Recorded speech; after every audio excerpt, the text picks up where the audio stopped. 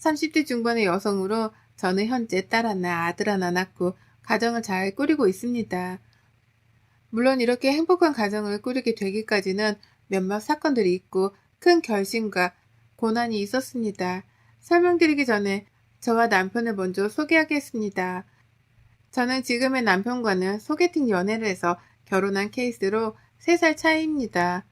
저는 딸 둘 중 둘째로 태어났고 저희 남편은 누나만 5명, 아들 1명인 집안으로 정말 귀한 아들입니다. 그래서 저는 결혼할 때 사실 좀 힘들었습니다. 신우가 5명의 정말 귀한 집안의 아들의 며느리니까 스포트라이트를 한 몸에 받았습니다. 그래도 저는 싹싹하면서도 애교가 많은 성격을 가진 덕에 결혼 준비를 하면서도 시어머니와 신우의 예쁨도 받고 큰 트러블 없이 진행이 되었습니다. 그런데 결혼식을 정하고 식만 앞둔 일주일 전 시어머니가 연락이 왔습니다. 결혼 일주일 전은 보통 모든 걸 다 준비 끝내고 마인드 컨트롤만 하는 시기입니다.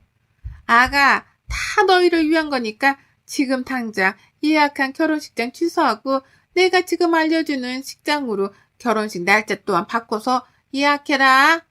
알겠지? 정말 중요한 문제니까 당장 취소하고 지금 알려준 곳으로 알려준 날짜로 바꿔. 알았지? 다짜고짜 갑자기 전화해서는 미리 예약한 결혼식장을 취소하고 결혼식 날짜도 다 이미 나왔고 청첩장까지 나왔는데 한 달 뒤에 날짜로 결혼식 날짜를 바꾸고 결혼식장까지 바꾸라는 통보한 시어머니. 이게 무슨 일인가 싶었습니다. 그리고 저는 그냥 하시는 말씀이겠지 생각하고 취소하지 않고 하루가 지났습니다. 그런데 다시 또 시어머니가 전화를 해오더니 정말 엄청 큰 화를 냈습니다. 너 내 말을 한 귀로 듣고 한 귀로 흘렸니? 당장 그 결혼식장 예약한 거 취소하고 날짜도 바꾸라고 했잖니. 아니 어머니 진짜로 하신 말씀이세요? 그런데 이미 지금 예약을 했고 취소하기에는 너무 촉박한 날짜이고 위약금까지 지불하면서 취소할 이유가 없는 것 같아서요. 얘 봐라. 취소할 이유가 없다니. 우리 아들이 죽게 생겼는데 우리 아들 그날 거기서 결혼하면 2달 안에 죽는다고 했다. 그러니까 네 남편 살리고 싶으면 당장 바꿔라. 내가 지금의 아들을 어떻게 키웠는데. 아니 그게 무슨 말씀이세요 어머님. 혹시 점 보셨어요? 요즘 누가 점을 믿어요.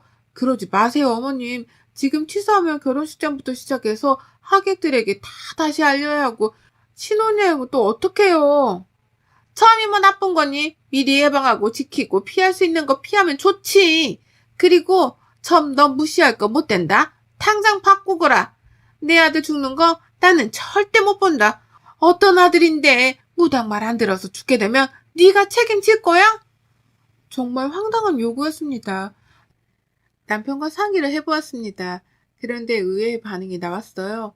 지금의 남편 또한 결혼식을 앞둔 그날 어머니의 말이 맞다라면서 어머니가 찾아가서 중요한 일이나 고민이 있는 것에 대해서 점을 치면 100% 맞았다라면서 바꾸자고 했습니다.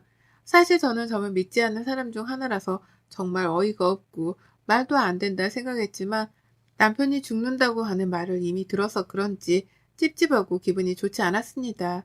그래서 울며 겨자 먹기로 위약금을 물고 어머님이 아니 무당이 정해준 결혼 날짜와 함께 지정해준 결혼식장을 예약하고 결혼식을 진행하였습니다.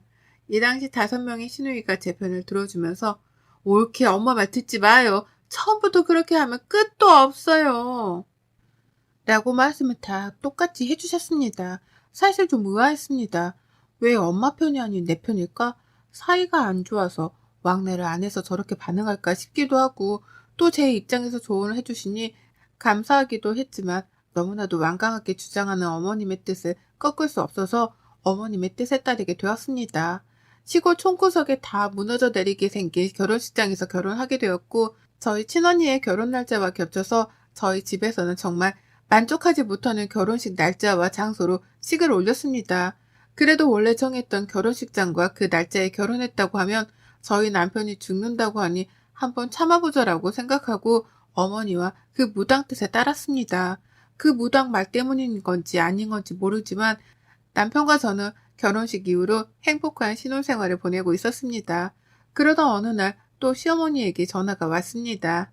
얘야, 너희 아이 생각은 있니? 내가 점을 봤는데 너희가 아기를 만들어야 할 날짜와 시간을 받아왔으니까 꼭 그때 해라. 알겠느냐?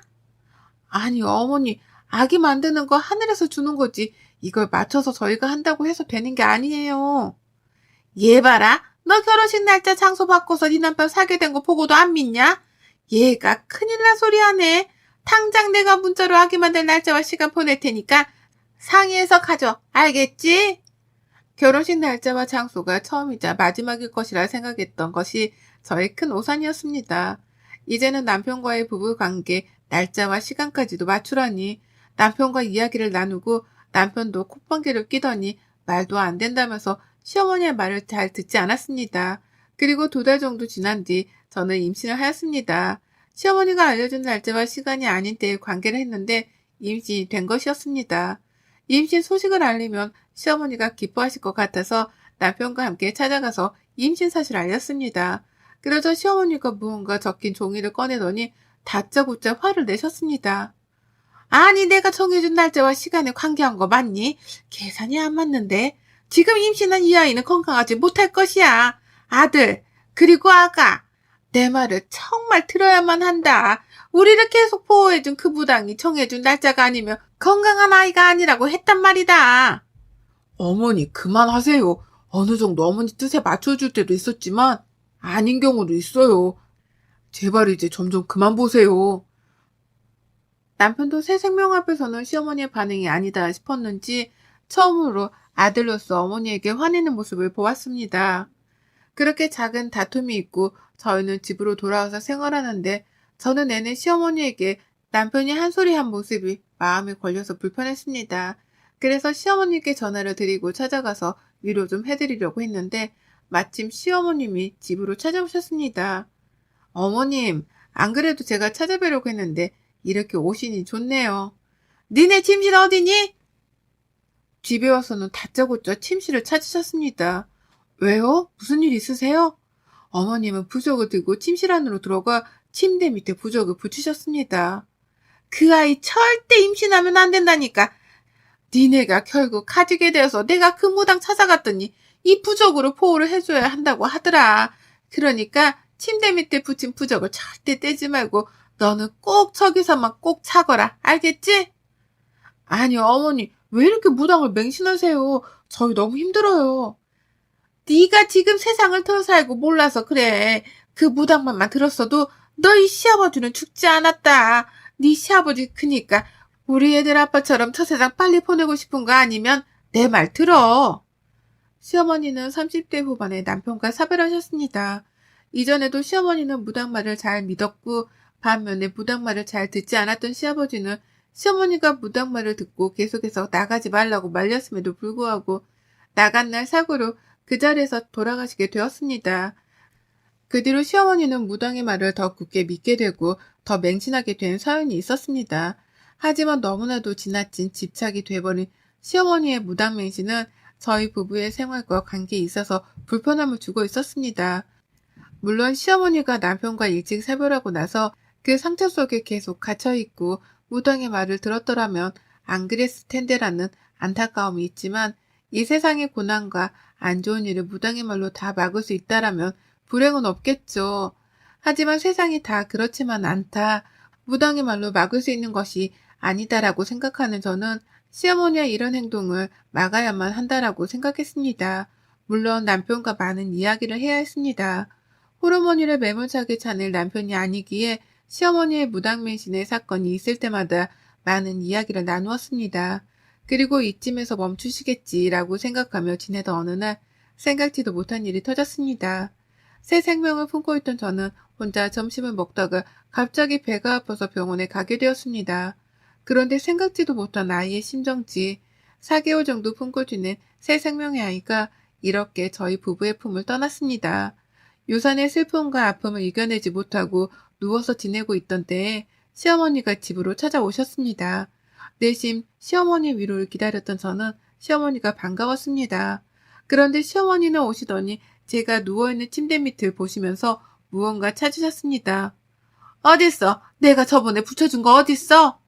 네? 뭘 말씀이세요, 어머니? 얘 봐라. 내가 500만 원이나 들여서 부적 가지고 와서 네 침대 밑에 붙여줬잖아. 네가 처음부터 내가 알려준 날짜에 관계를 가지고 얘를 가졌으면 이렇게 돈 나갈 일도 없고 얘가 잘못될 일도 없었을 거 아니냐. 그 부적 쓴 돈도 날리고 얘도 날리고 왜 이렇게 말을 안 듣는 거니? 아니, 어머니, 부적을 그렇게 큰 돈을 주고 쓰셨어요? 그리고 그 부적 때문에 지금 저희 아이가 잘못됐다고 믿는 거세요? 아직도 얘가 정신을 못 차렸다 못 차렸어.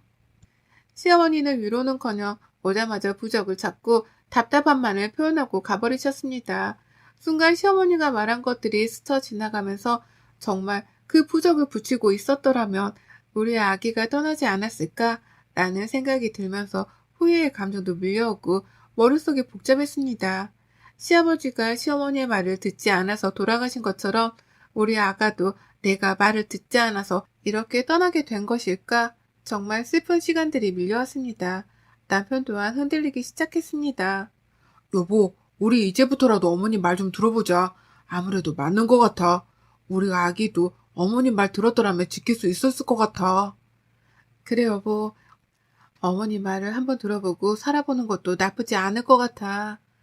우리도 속상하지만 어머님도 속상하실 거야.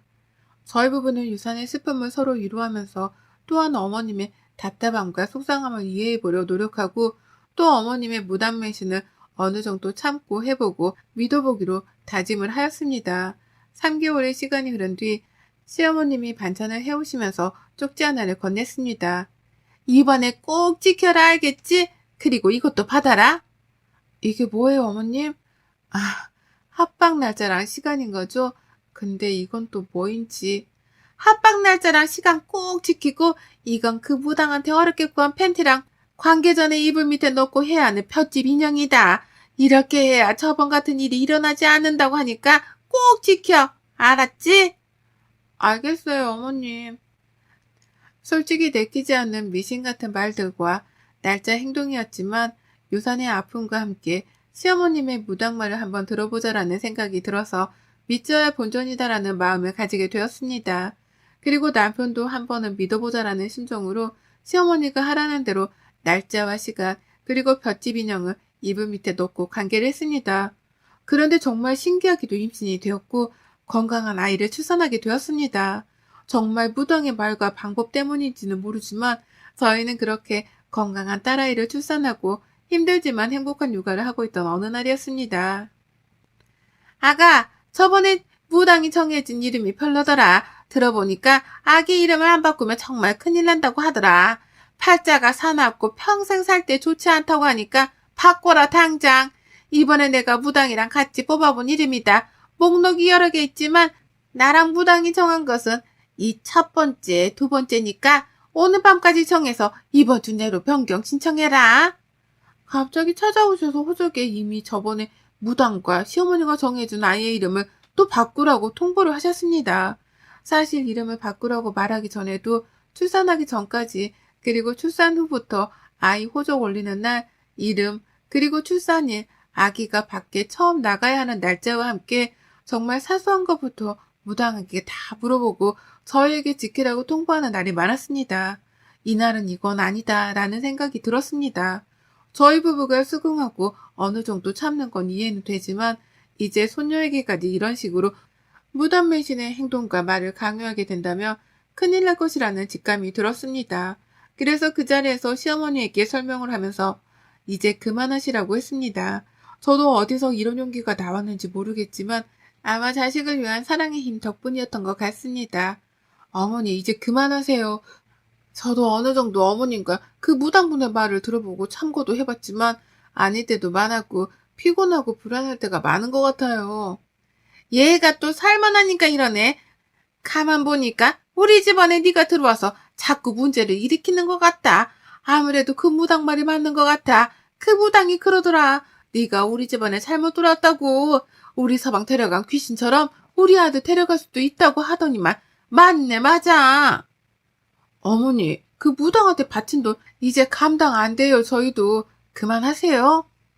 어머님은 재력이 어느 정도 있으신 편이었지만 최근에는 손녀딸 사랑으로 무당에서 점을 치고 부적을 쓰느라 돈을 많이 사용하시고 남편에게 얼마씩 타서는 계속 점치면서 부적을 사오고 계셨습니다. 그래서 저희 또한 그 금액을 감당하기가 어려운 상황이었습니다. 이런 상황 속에서 남편이 다행히도 저와 의견이 같았습니다. 우리 엄마 진짜 점점 무당에 미쳐가는 것 같고 이러다가 우리 가정도 문제가 생기겠어. 안 되겠어. 내가 결판을 지어야지.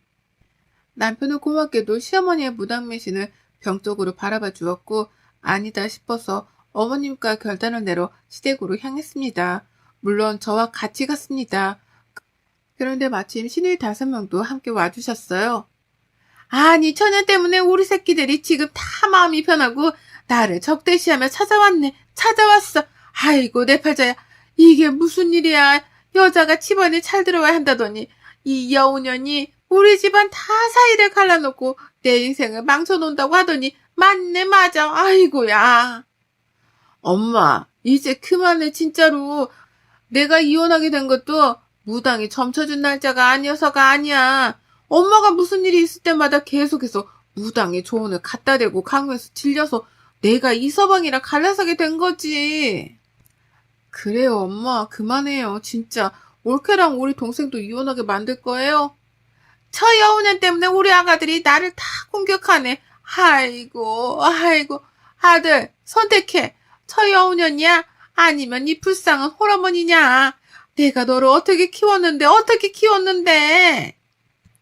한순간에 제가 어느 한 집안을 망친 여자가 되었고 시어머니는 자신이냐 아니면 저냐의 선택의 상황을 남편에게 만들었습니다. 남편에 대한 신뢰가 있었지만 순간 또 그 선택의 순간에 있어서 떨렸습니다. 엄마, 젊은 시절에 홀로되셔서 키워주시고 감사했지만 저도 이제 성인이고 한 가정의 가장인데 이건 아닌 것 같아요. 제발 이제 그만하세요. 저는 지금의 와이프와 함께 저희 둘의 힘으로 행복한 가정을 꾸려보도록 노력할 테니 이제 그만 내려놓으세요. 엄마 때문에 내 인생 망가지게 생겼어요. 엄마 이제 그만. 마음속 아빠도 보내드리고 삶을 통제하려 하지 마세요. 이제 그만해요. 완벽한 삶이 어딨어요. 엄마의 통제 속에 우리가 이렇게 나약하게 되었잖아요. 제발 그만해요. 아이고 내 팔자야. 저 여우년이 우리 자식들이 나를 공격하게 만드네. 사람 잡아. 자네를 내가 죽여야 해. 무당 말대로 인형 만들어서 꽂아서 기를 다 빼놨어야 하는데 내 인연. 시어머니는 화를 주체하지 못하고 저에게 달려들며 폭력까지 가하려 했습니다. 말리는 시누이의 곁에서 컵에 있던 물을 저의 얼굴에 뿌리고 집에 모아두신 부적과 소금을 제 몸에 뿌리면서 분을 표출하다가 주저앉았습니다. 저에 대한 분노와 함께 자식들의 옳은 말에 있어서 한순간에 본인의 삶이 무너져 내린 듯한 상실감이 밀려오신 것처럼 보였습니다. 그리고 자식들의 올바른 판단이 자신의 편이 아니라는 배신감, 한바탕 큰 소동에 몰아붙인 틈에서 정말 다행히도 그 소동 속에서 남편과 시누이는 보통의 시댁의 시처럼 저를 남처럼 대하지 않고 이성적으로 판단하여서 올바른 상황 대처를 해주었습니다. 정말 감사한 분들이며 감사한 남편입니다. 이제야 왜 시누이가 처음에 결혼식 날짜와 장소를 바꾸라는 요구가 있었을 때 했던 말이 떠올랐습니다. 그 당시에는 왜 저럴까 시누이가 이상해 보였던 제가 참 어렸던 것 같습니다. 그때는 어리석기도 시누이가 엄마 말 안 듣고 이혼한 것처럼 보였던 그리고 그렇게 판단했던 제가 참 부끄러웠습니다. 이후로 2~3차례 정도 어머님이 저희 집에 찾아오셔서 소금을 뿌리고 현관 앞에 부적도 붙이고 했지만 절대 마음을 흔들리지 않고 이성적으로 분별하며 상황 대응을 해준 저희 남편과 시누이 5명 덕에 이겨낼 수 있었습니다. 어려운 그때 현재 토끼 같은 딸, 아들과 함께 행복한 가정을 꾸리고 있습니다.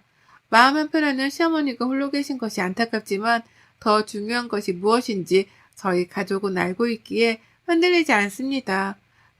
삶 속에서 어려움과 불행이 다 안 좋다고만 할 수는 없습니다. 그로 인해서 얻을 수 있는 것들이 있고 성장할 수 있기에 저희 가족은 불행과 어려움을 무서워하지 않고 애써 막으려고 하지 않습니다. 오늘도 저희는 하루를 저희의 힘으로 잘 이겨내보려 서로 으쌰으쌰하며 보내고 있습니다. 그래도 정말 고마운 시누이와 든든한 저희 편인 남편을 만나 어려움을 넘기고 행복한 가정을 꾸릴 수 있음에 정말 감사합니다. 여러분들도 삶의 어려움과 불확실성이 있어서 막으려고만 하지 마시고 이겨낼 수 있는 내면의 힘을 키워나가시길 바랍니다. 여러분의 생각은 댓글로 남겨주세요. 오늘도 시청해주셔서 정말 감사합니다.